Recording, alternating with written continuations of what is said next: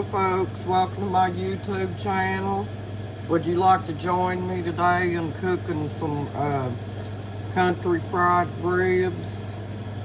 What I'm going to do, folks, is I'm going to take them and put them in this pan right here and boil them. And I'll leave them in there long enough to let them get pretty well close to done. And then I'll pull them out and I'll stick them in a pan and put them in the oven and put some barbecue sauce on them.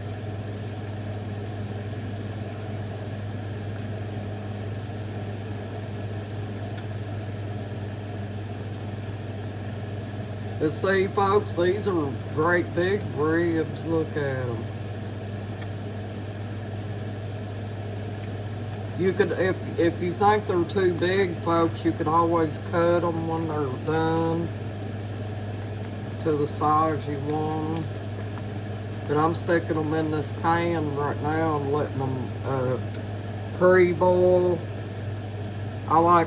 That's how I like doing my stuff, because it keeps you from having to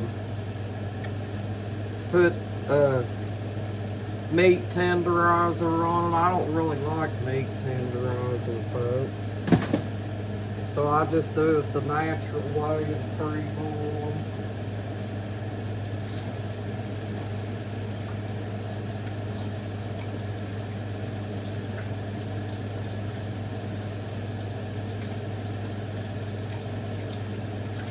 I'm going to get me a lid here in a second. Put that on there while it's boiling. Because I use lids a lot.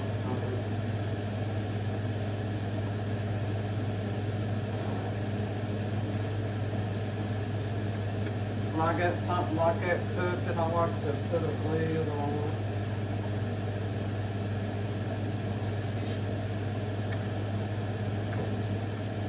This is a new pot too, folks.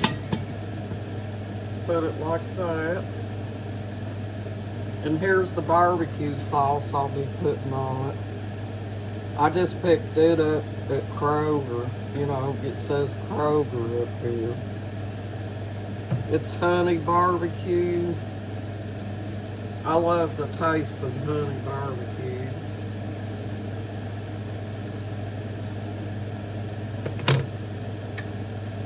Now we gotta let it boil for a while, folks, until it gets close to done.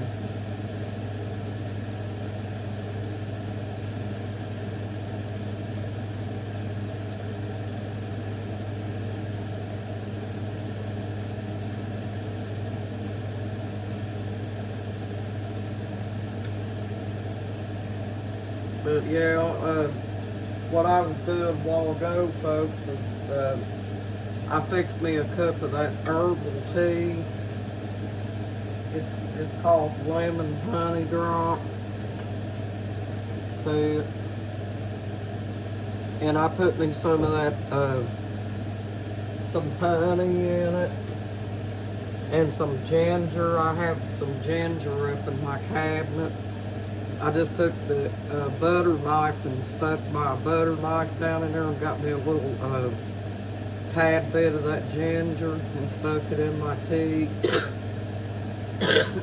Put honey in it and stirred it up and stuck it in the microwave and let it get good and hot. But you gotta be careful with it, folks, because I burnt myself on it, you know, trying to take too big of a swig of it.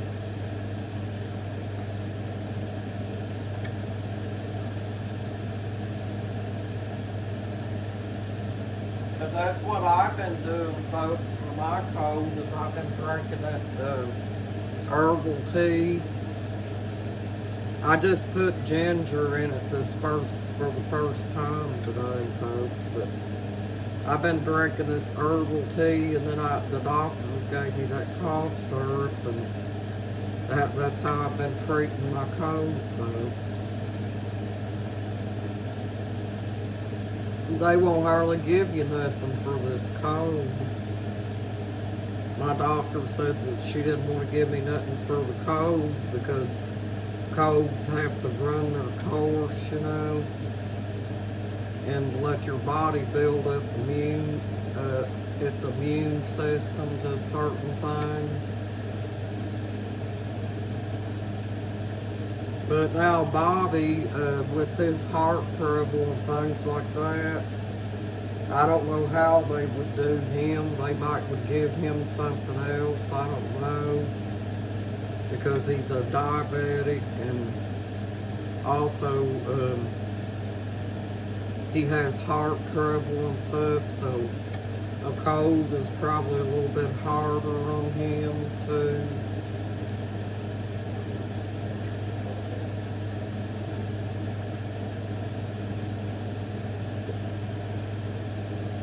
See, my husband inherited that from his mom, folks. That's how his mom passed away. She passed away in her early 50s from heart dropsy or whatever you call it. It's like congestive heart failure, and my husband inherited that from her. He had congestive heart failure here just a couple years ago. And usually when they get that, folks, their lungs start filling up with fluid. He had a lot of fluid on his lungs. And also his feet will swell up and stay that way, you know, while it's going on. The last time we was up at Heart Memorial for his heart failure was a couple of years ago. But we was up there for about a week and they drained the fluid off of his lungs. I think that's what probably killed his mom because she got that fluid built up in her lungs and probably drowned it from it, folks. But anyway, that's what happened.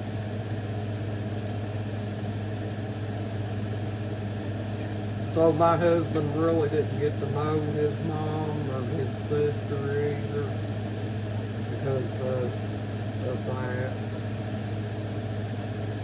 That's a sad situation, folks. Just like his grandchildren, you know, lost their mom from being hit by a car and stuff. That's really sad, folks.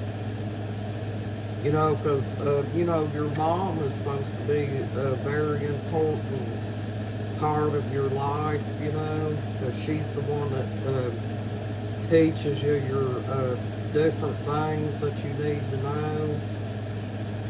And, you know, your mom is basically supposed to be next to your best friend, folks. But some people don't view it that way, folks. They take their mom for granted, you know, and think that she's going to be around forever and stuff.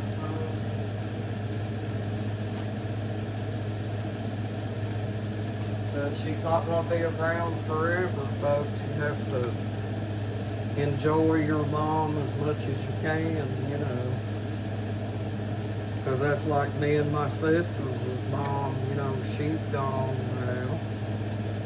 And has been gone for a few years.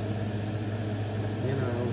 And our daddy passed away young too, so he's been gone a long time too himself. Them ribs will probably power boil for a little while, folks. I'm not going to barbecue them right now. I'll be barbecuing them right before I stick them in the oven.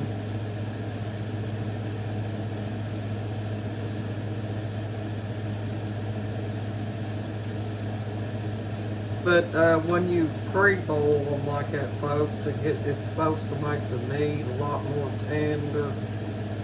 Because I notice nowadays when you buy meats, they're so tough you can't hardly eat them, folks. But I wanted to share that with you.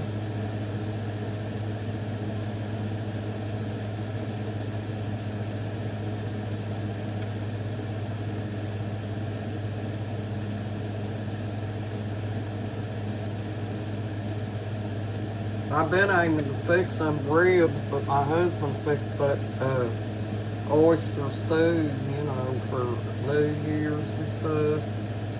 So I didn't get around to fixing the ribs.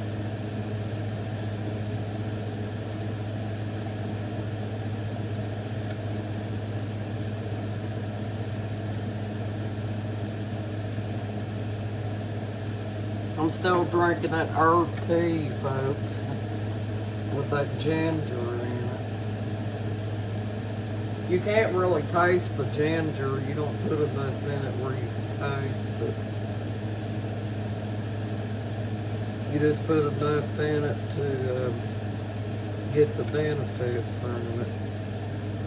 It's supposed to be an antiviral type thing that helps your immune system. The ginger is.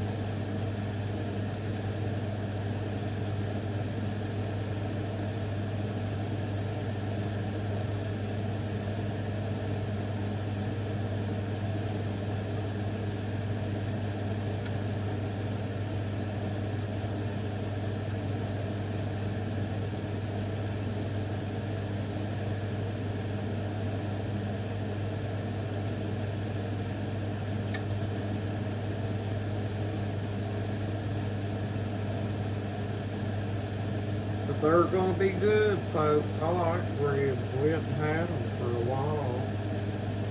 So I figured I'd pick up some and fix them. And see, with this pot and pan set, folks, you can put the skillets in the oven. You know, because they got these handles on them like this. So all I got to do is wipe this skillet out here and put a lid on it, and I can cook them ribs in that because it's got this handle on it where it don't burn. So yeah, that's why I like that pot and pan set, folks.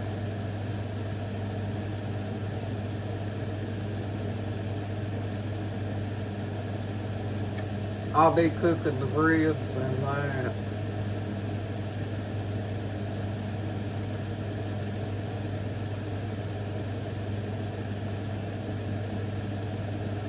But we're going to give them time to get done. Let them power boil for a while.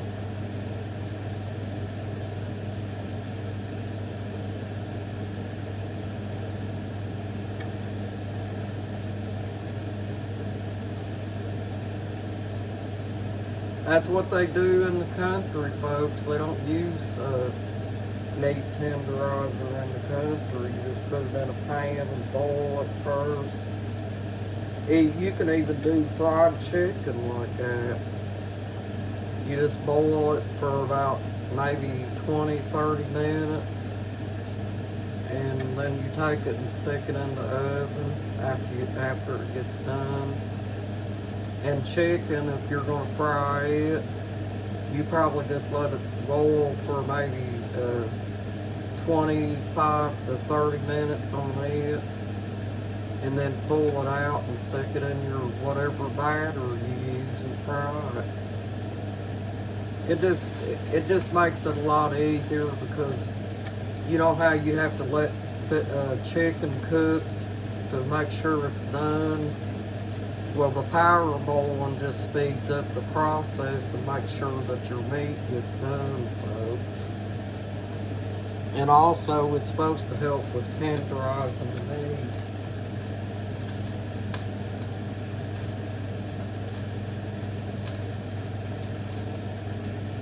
This is a new pan. It's a lot bigger than my other ones. So if I wanted to make a big pot of beans in this, it'd hold quite a bit of beans.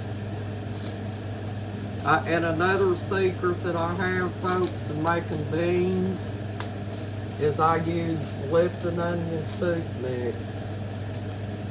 Have you ever tried it? Lipton onion soup mix is good in beans. You'll have to try that sometime in pinto beans. It just wakes them beans right up and gives them the best flavor you ever tasted. And once you ever start cooking them like that, folks, you won't never cook them anywhere else.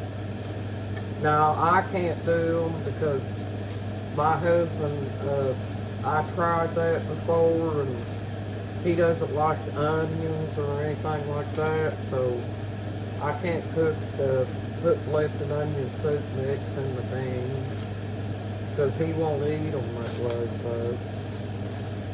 And I don't like to fix a big pot of beans, you know, two different types of beans like that. I usually, if I'm gonna cook them, I just cook it one way.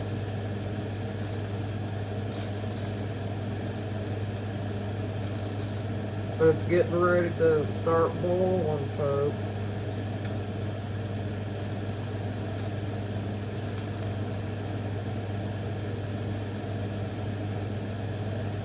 And those are pretty good sized ribs, so we may let them power boil more than 30 minutes, folks.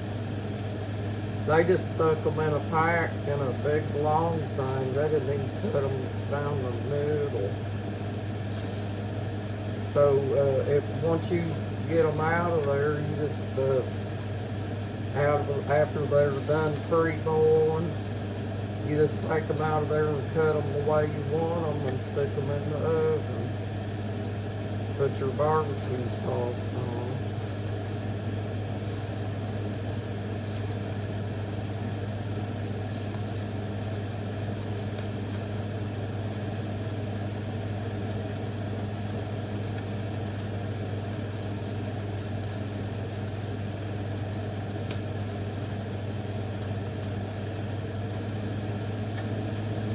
And what I do usually is I take sea salt and put it in my water, even though it's going to switch over to barbecue, because it lets them marinate in that water, folks, and it gives the meat a salty taste where you don't have to salt stuff.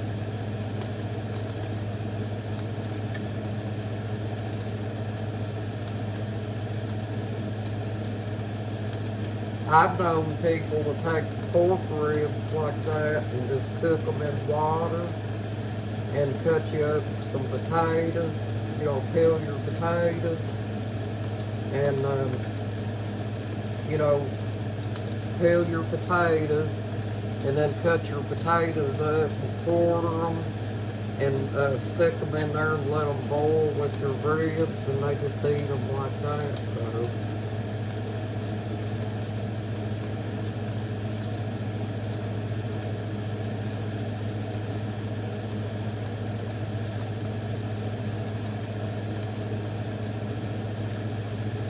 That's for people that don't like barbecue. There might be some people that just don't like barbecue, you know.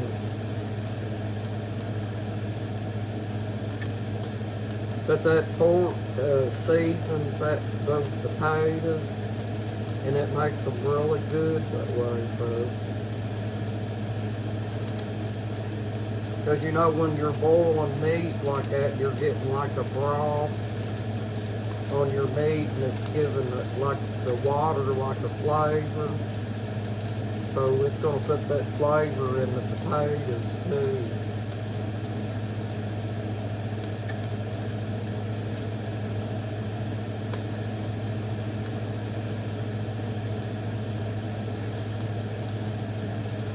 I think what I'm going to do, folks, is I'm going to close out this video while these are power boiling, because it's probably going to take them a little bit because they're thicker than I thought they were.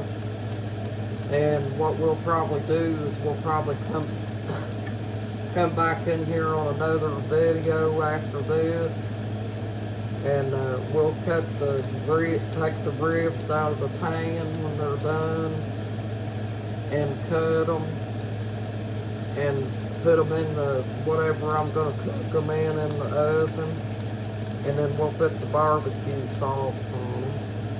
Well, you know what to do, folks. Thank you. Have a nice evening. Thanks for watching, and I hope you enjoyed this video. And we'll be back in here as soon as the ribs get done, folks. Bye-bye. You're awesome. You got this. Bye.